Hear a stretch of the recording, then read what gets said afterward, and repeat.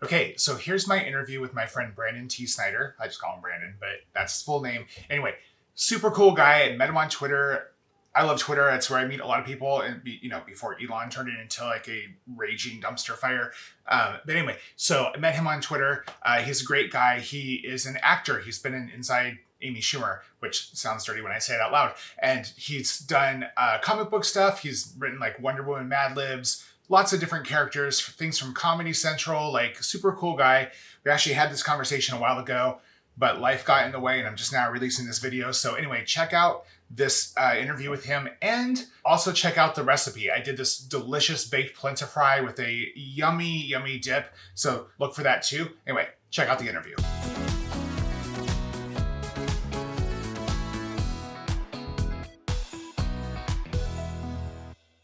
Hey, Brandon, thanks for joining me today. Hello, good day. Yes, I'm so excited that we could do this. So, we met on Twitter and then eventually met in real life in New York when people could travel and we could eat at restaurants and things. I'm glad that I can finally have you on my YouTube channel. This is very exciting for me. This is very exciting. I'm honored to be joining the ranks of the esteemed Susan Eisenberg. I mean, yes, Brian Sims, Carney Wilson, great people.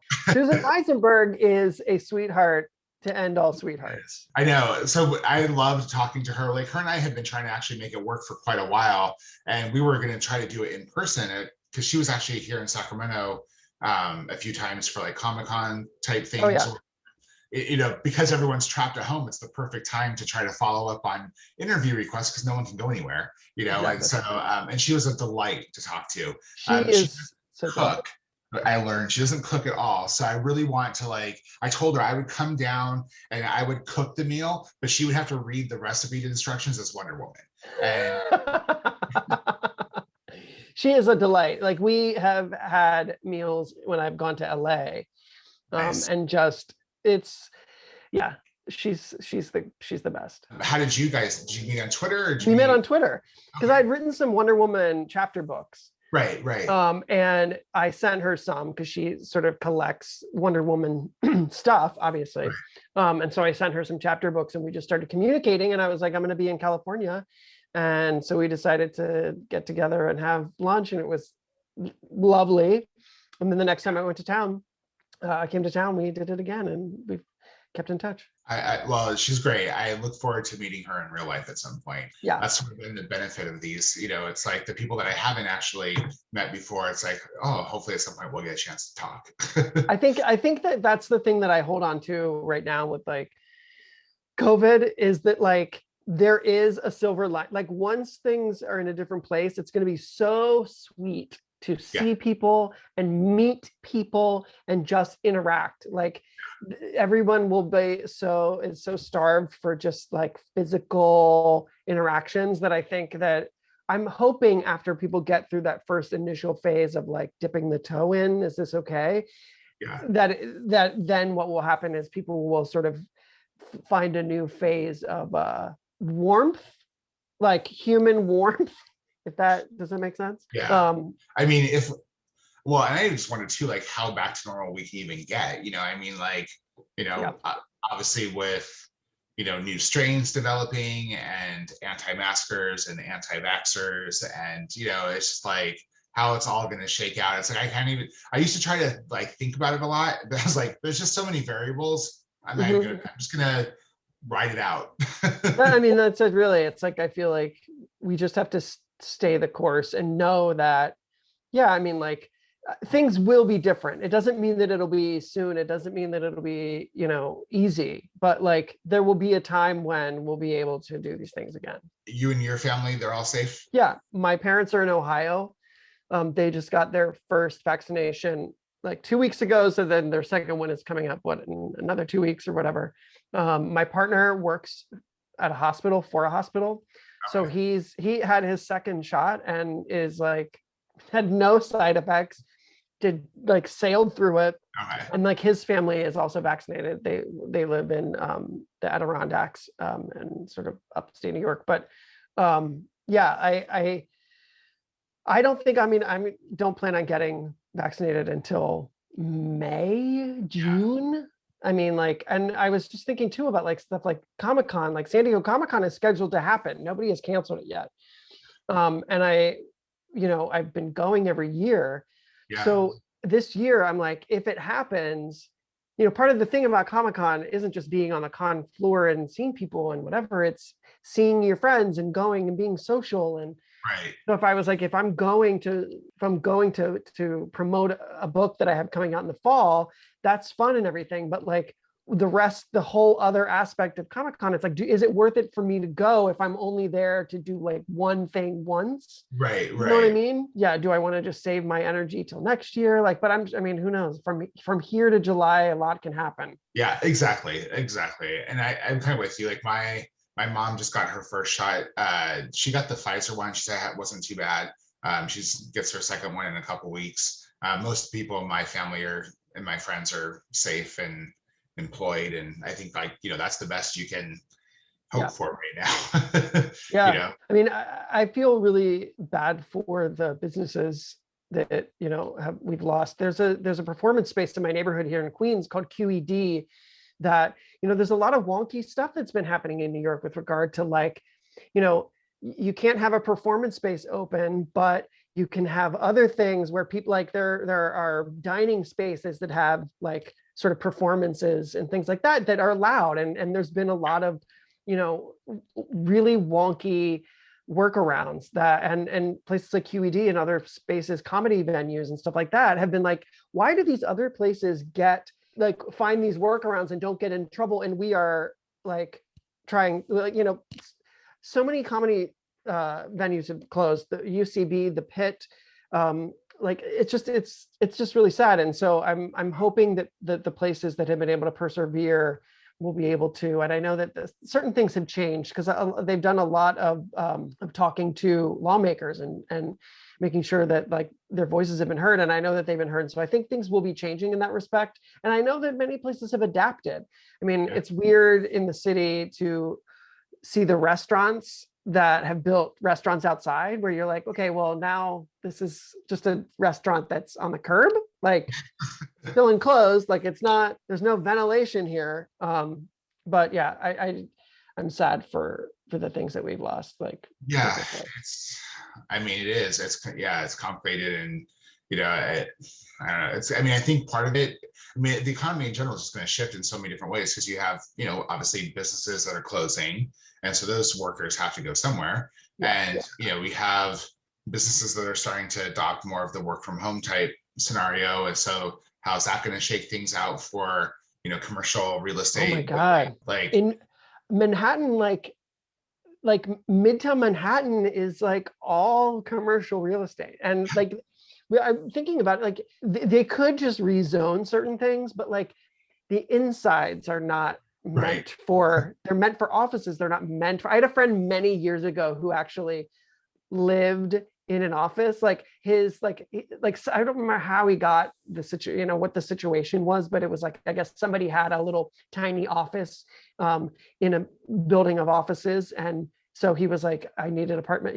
My friend needed an apartment, so his friend's like, you can just stay in the office. So he had yeah, a bed and whatever, and it was like really strange. But you have to, like, to do that on a mass scale, you have to rezone, and it's yeah, also not like that stuff's going to be affordable. Like that's the right. thing about New York real estate, is that like they try to attract these big money people who don't even like live in New York for most of the time. So like even if they're going to try to rezone stuff, it doesn't mean that people are going to necessarily be flocking into the city to live in Times Square. Right, right. Yeah. No, I mean, I think just in general, like all that stuff, how it's going to shake out over the next like decade is going to be really fascinating because I mean, it's going to take time for all this to Yeah. rebound. Like here in Sacramento, they're rezoning, they're trying something new. I think it's the first in the country, but they're trying to like get rid of the sort of single family housing zoning and like just having it be mixed. So like that way there's like, multi-residential with like single family housing. So that way, because we have such a, housing crisis here with people trying to, you know, find a place to live and whatnot. And so it's just, yeah, fascinating how it's all going to unfold. Yeah. I hope it unfolds well. Yeah, yeah, I know. right? Well, like so I live in Queens. We live in a 2 bedroom in Astoria, Queens, which is like right over the water. We have our landlord lives in the building. He like has barely raised our rent over like what 7 no like 5 6 years maybe of living here. Right. And like I was looking, there was that sketch on SNL a while back about people looking on Zillow and getting like Oh what yeah. like I go on Zillow. Any friend of mine that is a real estate agent across the US who posts a link to something, I'm like, let me see. I don't want to, we're not looking to move. We're not looking to move upstate to another, whatever. But I went on Zillow to look at Manhattan apartments because people have been like, they've been drastically reduced. And Yeah. so we went and, you know, there are some things that are available for the price that we pay here in Manhattan, but the places where they are in Manhattan, there's nothing else that's really around. So Yeah. it's not like I want to live on like 43rd and like there's just not, it's not a place where you're like, well, let's move and then we can discover new restaurants and discover there's not even like a grocery store around. And also the nice thing about what we have here versus moving into Manhattan is in Manhattan, they're like buildings are owned by giant corporations. They're owned by, you know, real estate developers. So like you're not dealing with anybody that gives a pardon my Right. French about you. Yeah. Here we have a landlord that we can talk to face Right. to face whenever we need and who's like, I'm not gonna, you know, he's great. Whereas like if we're dealing with a company, they'll just kick us out whenever they want. Like it doesn't Right. matter. Yeah. I mean, like, yeah, like the part. So I moved at the end of last year. I moved because my landlord was actually trying to raise rents during the Mm. pandemic. I wanted to go month to month. I was going to try to buy a house, but the housing market here is like obscene right now because we're getting all of the spill off from like the Bay Area. I was People are gonna leaving. say, And so, I mean, houses are going for like, 20% above asking. And so it's just an insane time to buy in California and especially in Sacramento. It's like the number one growing spot right now. And, so, but he tried to raise the rent, like, when I wanted to go month to month, he wanted to raise my rent like 25%. And I was just like, what? It's a pandemic and it's also illegal. We have like rent control here. But right. I moved into a new apartment that literally so I moved back here from San Francisco in 2015. And this apartment that I moved into is cheaper than the apartment that I moved into when I moved here in 2015. It's Oh like, wow. so I just price wise. So that when I moved here, my apartment was 1650 a month. And this one's 1525. Wow. Yeah. How much is 2 bedrooms? One It's a one. bedroom? Okay. Yeah. So it's like, and so it was 1625 when I moved, or 1650 when I moved here in 2015. When I moved out, my rent was 2100 there. Ugh. And they were trying to raise it to like 24.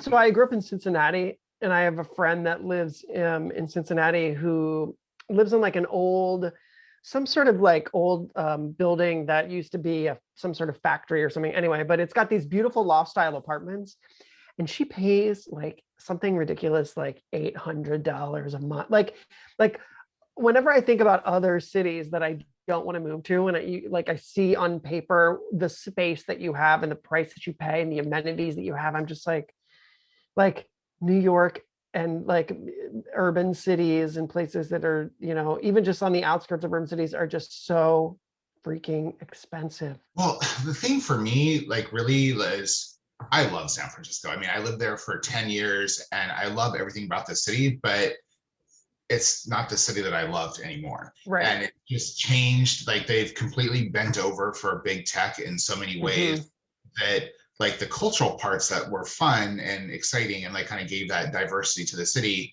are going away. And for the most part, like largely gone almost at this point. A lot of the friends that I have there are kind of in the same boat. They're kind of grandfathered in, like your friend that you were talking about. They're paying these really cheap rents because they lived in San Francisco for so long. But if they had to pay current prices, they wouldn't stay. But they're paying like $600, $800 for like apartment in the heart of San Francisco. So I mean, it's not maybe the greatest place, but they don't want to leave because the price is so good. But it's just the city, unfortunately. I mean, and I don't have issues with the homeless, but like they have, because there's such great income inequality there, like the homeless population just keeps expanding, and they're not doing anything about it. They're not trying to help them in any way, other than just like shuffling to other areas. So it's Yeah. so I was like, it's a good time to move home. Yeah. I mean, and that's the thing about the pandemic. Like it really opened, I think, people's eyes more than ever to those disparities. I mean, New York, we have a homeless problem too with our homeless population, and De Blasio has been no help. I Yeah. mean, don't get me started on him, but Yeah, I mean, it's, there's this part of the city in San Francisco that I used to walk by because it was on the way to the co-op where I bought all my produce. And it just like over the years just kept getting bigger and bigger into this homeless camp. And like eventually they just started putting out like robots to move these people off the sidewalks. And it's like grotesque. Where are they gonna go? Yeah, I mean, it's I think the thing that makes me so mad is that people do have solutions to these things. It's just that lawmakers don't want to implement them because it means that they would have to act like a human being and use some level of empathy and understanding. And they also, there are a lot of in New York City who like the class striation. You know what I mean? They don't want to have. I don't know if there was a couple of years ago when they were putting affordable housing in like a high-end apartment complex, and the people in the complex were like, no, we don't want that. And they have to go exit and enter out of another door. Like it was just all this crazy stuff, and it's like it was infuriating, and it's really just sad and frustrating that these problems can be dealt with in ways that will help all of us, and the city keeps bending to the wills of evil. Well, and government and just in general, it's like, you have, I mean, people who work at Walmart who still have to get government subsidies, Of course. and like, we don't want to give them a living wage because if we pay people $15 an hour, then, the CEOs won't make billions. And it's just, there's lots of reasons to hate. That's what it is. So let's talk about, we're definitely have to talk about comic books. As a new writer, I will welcome any, instruction, feedback you can give, but I also want to talk about the collection you have behind you, because I see the Hall of Justice. Yes, I have. This is like just like a fraction of my I don't know, not what's the word I'm looking for, menagerie. I have a lot of action figures and ephemera. And yeah, the Hall of Justice, we've got the Lego, Zan and Jaina, Apache Chief, and El Dorado. Nice. I recently got Destro. Destro is new. Okay, very cool. That Wolverine head is new. Nice. Yeah, I just have a lot of stuff, and I try. These are just things, you know what I mean? They're things that I like, but they're just things. I try not to be psychotic about them. I think my partner and I, when we met, it's like there's something about meeting somebody else who shares that sort of collector spirit. And so we definitely try to get each other things and try to find things that we don't know exist, which is very difficult. My birthday is tomorrow, and he has assured me that one of the gifts that I'm getting is something that I don't know exists. And there's part of me that's like, that can't be possible. There's no way. I know about everything that comes out. Like, there's no way to surprise me. So I'm very curious to see what that will be. Please text me photos. I want to know what it is now. He's good. He's good at gift giving. Like the very first big thing that he got me was like a giant dark side. And that's when I was like, I can't leave now. We're in this forever. I legally, spiritually, I cannot uncouple now. Well, so as a aspiring comic book creator, to you as someone who's writes them often, what are some tips and tricks you can offer any sort of up and coming writers that might want to enter into the field? Well, it's, oh gosh, I mean, so here's the thing, like, so I've only written like a few actual comic books. I usually, mostly the things that I've done have been like chapter books and things like that with an art element. But I have graphic storytelling that I'm in the process of developing, certain things that I hopefully will happen in the next couple of years. I did have a project that recently got unfortunately canceled with a publisher that I was really looking forward to, a graphic novel that was going to be exciting. But yeah, I can't talk about that. I'll get sad. But I think like the biggest piece of advice I would say was just like to go deeper and really connect with like the heart of the story. I, as a younger person, used to read a lot of how to pitch things online that really mess with my brain. And so going into stories, I would sort of back in the day, like I would think about all the surface things, right? Like what are the big, I mean, of course, there's lots of stuff to think about when you're putting together a story, but for me, it's like, what is the heart of the story? This is a guy who is fighting his self, his demons, you know what I mean? Like, you know, what is the heart of the story? What is the thing that people will connect with on a deeper level? And I think heart and humor, if you can interweave those things naturally, you know, it's something very special. Like when I sat down to write my first script, I knew it was going to be hard. I didn't realize how hard it was going to be.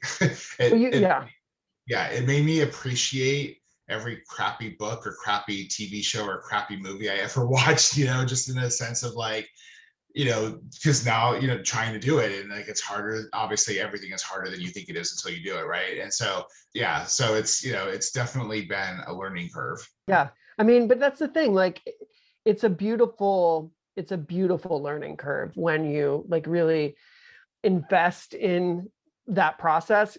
I am somebody that rejected like early on, like before I was actually a professional writer, but like I wrote for me. Like in college, I wrote things for myself. I didn't write them for other people. I would just start writing, and I wasn't looking to develop my craft. I just had a story that I needed to get out, and I would get it out, and you know, it didn't matter if people read it, you know what I mean? But like being not hard on yourself, but being critical of your own work and be able to like look and say it's a very mathematical. I want to tell a story about this, and I want people to feel this, and I want all these things to happen. And you have to then go back and go, all right, well, did you line up everything the right way? If you have a main character and you want readers to care about that main character, how are you executing that mission?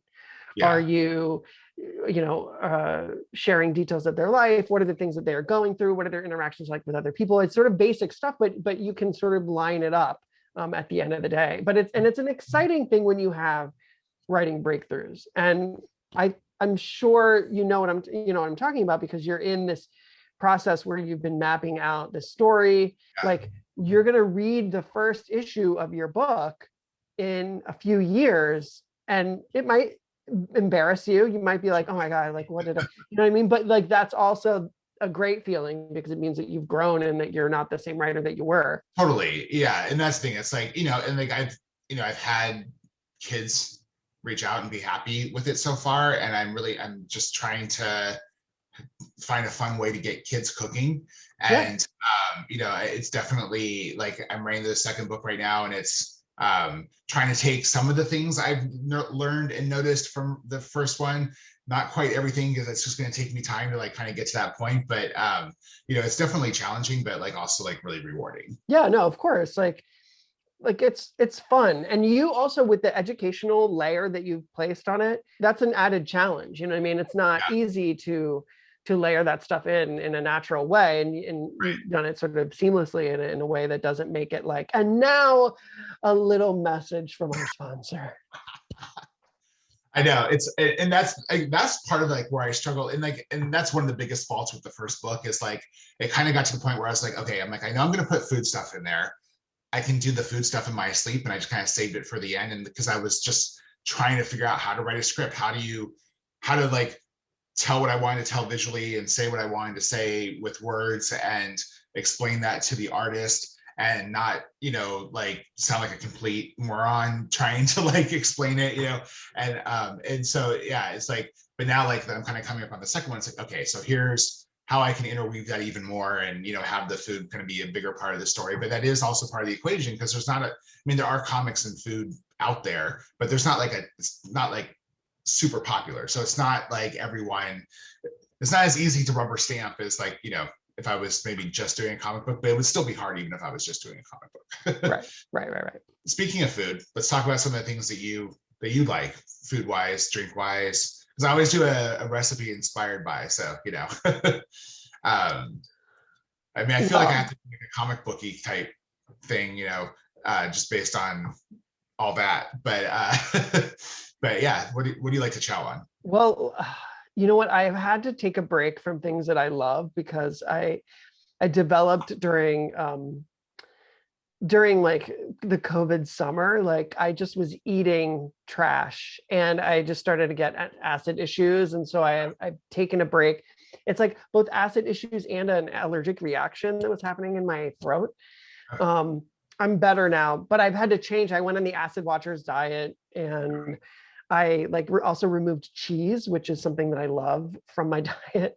So it's been like, let me put it this way. My partner is the cook of the couple. I don't make anything. Okay.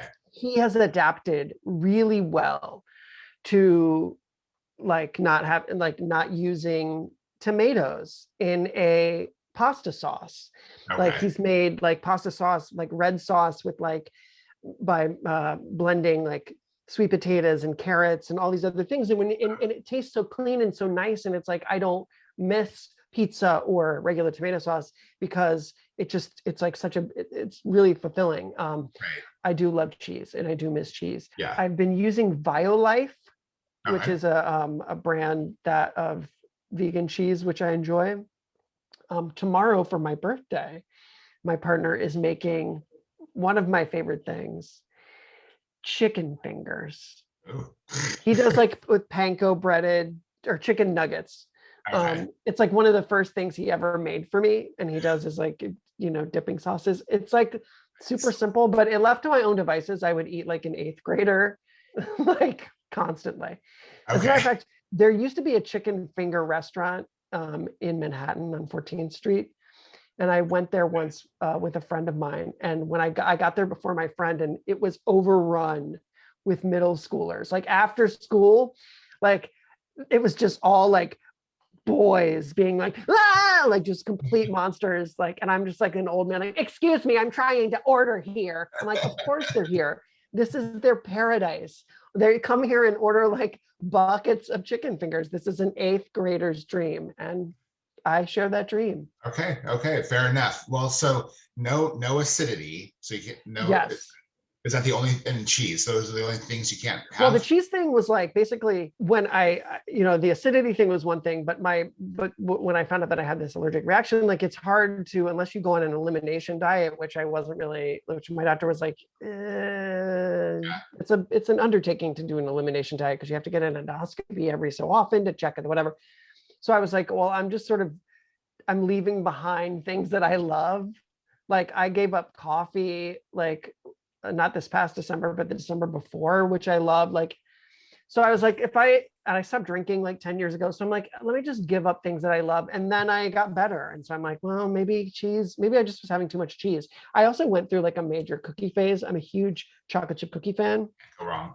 That was the thing about COVID too, is that like all I did was eat. Like at night, like before bed, I would be like, let me have a cookie. And that stuff would sit in my stomach and it was just like not good. Oh, chocolate chip cookies, even just talking about them, I'm like, do you not have those either at all? Or no, I haven't been. A friend of mine got me some for my birthday from Milk Bar. And I was like, there are some in the apartment right now that I will be having as a treat. Okay. But like prior to that, I think really like when I quit drinking, I all of a sudden was like looking at sweets in a different way that I had never previously cared about. And so like a chocolate chip cookie just hits the spot for me. Right. And yeah, COVID came and I was like, you know what? I'm just gonna like eat cookies and like right before bed. And I mean, it was not healthy.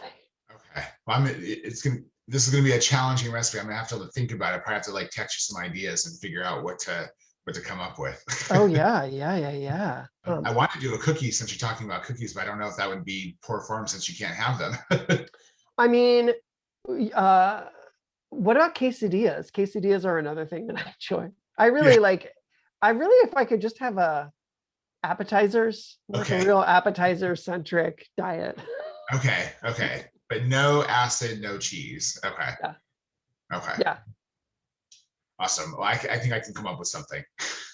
Wait, what did you do? You did an avocado in your comic book. Was it an avocado tuna salad? Oh, I did with chickpeas. I did like Chickpeas. Okay. yeah, instead of tuna. Yeah, I did a I would chickpea. like to try that. I have that. That's like been in a bookmark of mine. Where I'm like, I have to try Yeah, that. a recipe I did for Greenpeace way back in the day. They reached out to me they had like a, non-tuna environment campaign, and they wanted some sort of food thing. And so I did that for them. And I kind of was like, oh, I can kind of just tweak this for the kids, because it is sort of all the recipes in the comic book are vegan, Right. are going to be vegan. And so I was like, this might be a thing I can try. But I also need to find that like also sweet spot of like more kid friendly too. So that's also a learning curve too, though. So Chicken nuggets. I'm telling you. yeah. What's on the agenda for the rest of the day? So let's see. I got an idea for something this morning. And so I've been writing a wave of just creativity to, you know what I mean? Like sometimes I get ideas for things, and I make a lot of notes, a lot of minuscule notes in Gmail drafts. Like people use the notes app. I don't use the notes app for that. I just make like, I will write a 1 word in a Gmail draft, and then I will wake up in the morning and have like 16 drafts of like 2 lines each. It's insane and convoluted. But today I woke up thinking about an idea for something, and I was like, you know what, let me spend some time like working this out, and then maybe this week I will reach out to this editor at this comic book company, the one that I had the project that got canceled. And I'm like, maybe this is something that like we can do instead of the thing that got canceled, because yeah, so I will be doing that, and just chilling out. I'm like maybe the last person to still do Netflix DVDs. And Netflix still did DVD. They do. And I've had the movie Eighth Grade for like 2 years. And I kept being like, I'm going to watch this. There was like, I was going to watch it for this project just to get in they're like inspirationally, like writing for middle grade stuff. And then I never did. And then I watched it the other day, and I was like, oh my God, I've had this for like a million years. And so the one that I got today back was Eddie Izzard Dressed to Kill. So I think I will watch Eddie Izzard Dressed to Kill. And then, yeah, I might read a little bit. Yeah. Maybe okay. watch WandaVision again. I can't wait to get into that. I'm obsessed. This past week was like so like fulfilling. It was just so fulfilling. Oh, nice. Nice. The Netflix DVD things, like when I canceled my DVD subscription, I didn't have envelopes for like the last 2 DVDs that I had, because I was kind of used to like just using the new ones that came in and that sort of thing. And so I had to like just pay for the last 2 DVDs because I had like no way to send them back. That has happened to other people that I know. I am very meticulous about those things. As a matter of fact, I keep the Netflix stuff like with my books like on a corner as sort of like and I will periodically, like I would put it on my desk like near my computer as like a reminder, like you need to watch this, you need to handle your business here. And then I never would. I'd be like, I'm not gonna do this today. Like 2 years I had Eighth Grade. Like I pay for this service every month. Like it's absolutely insane. And is it streaming? No, that's the thing. The stuff that's on Netflix DVD is not stuff that you can find streaming anywhere. Because I did rearrange my like queue a while back, because I did look and I was like, there are things that I can find, because I subscribe to all of the services just because it's like a tax write-off. Because sometimes too, like the things that I write require research, so it's easier to just subscribe to Prime Video and whatever. But all of the things that are in my Netflix queue are not things that you can find on any streaming service. Okay, well that makes sense. I mean, I guess I just have to like watch them more frequently. Yeah. There's a lot of documentaries.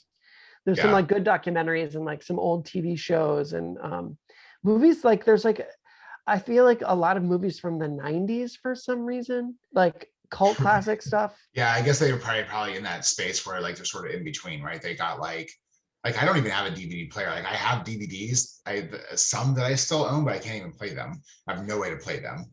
I have So a I have a PlayStation 3, I think, that is like the DVD player. okay. Yeah, I sit there and I look at like my Buffy the Vampire Slayer box set and it just taunts me. I'm like, yeah.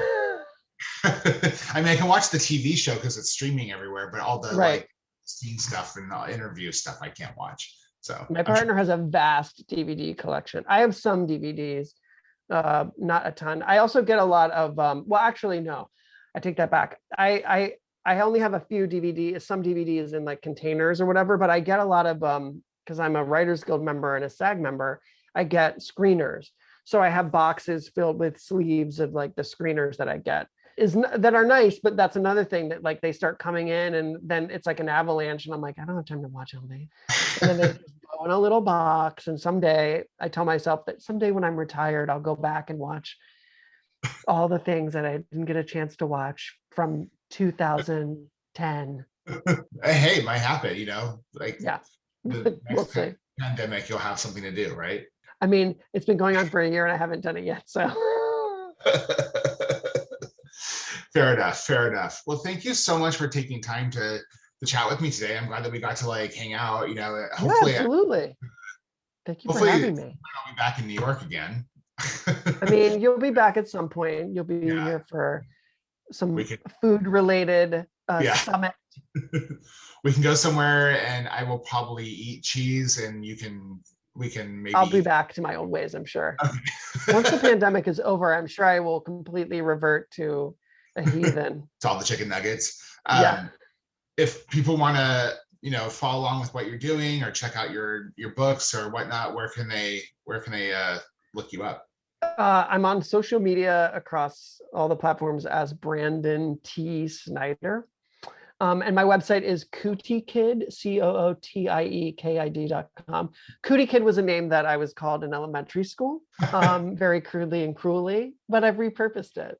Nice. I was And actually curious about that. yes, we'll see. There may be some Cootie Kid related published works in the offing at some point in the near future. So I look forward to that. Please keep me posted on those. And I absolutely can't wait to see the photo of the birthday gift that your partner has gotten you that you don't know what it is. I mean, you and me both. Like, I'm very curious as to what this might be, but I don't have a clue. So Awesome. Well, thank you. I appreciate you taking time to talk with me today. absolutely. Thanks for having me. Yeah, of course.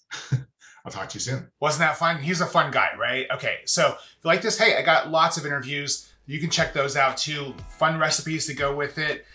If you want to see something, want to see someone, drop a comment down below. Like this video, give me a thumbs up. I'll see you guys next time.